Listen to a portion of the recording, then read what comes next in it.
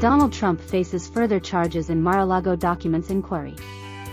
Former U.S. President Donald Trump is accused of pressuring an employee to delete Mar-a-Lago security camera footage, new charges allege.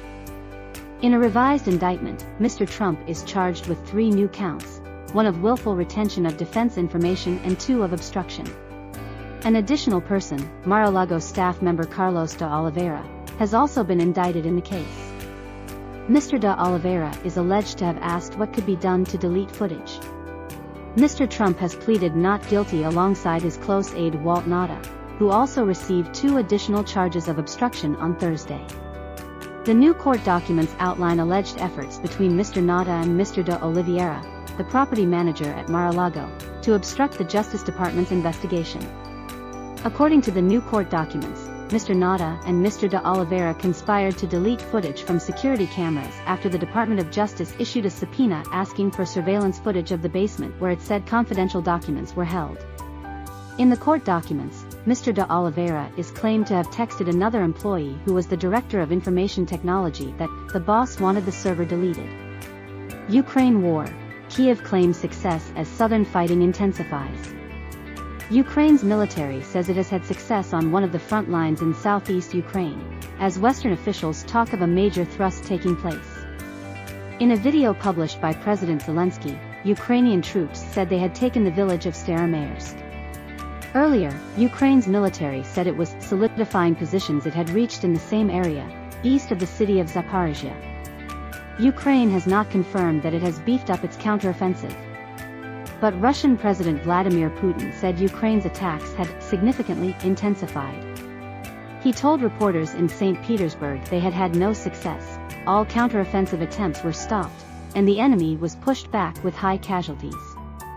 Russian-backed militia leader Alexander Khodakovsky contradicted Mr. Putin, saying Ukraine had methodically shelled Staromayorsk for several days and made gains, holding on to the outskirts and pushing on.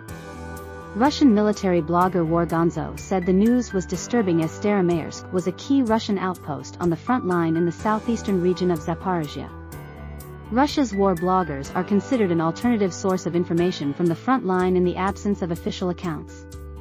Ukraine's counteroffensive began on a number of fronts last month but has seen very few clear gains so far. Kyiv's generals have warned that fast results are almost impossible because of Russia's fortified defensive lines and rows of minefields. The man in charge of operations in the south, Gen. Alexander Tarnovsky, has told the BBC that any defense can be broken but you need patience, time and skillful action.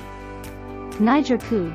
President Mohamed Bazoum in good health, says France. Niger's President Mohamed Bazoum is in good health after being taken captive by his own presidential guard, the French foreign minister has said. Catherine Colonna told AFP news agency the coup was not final.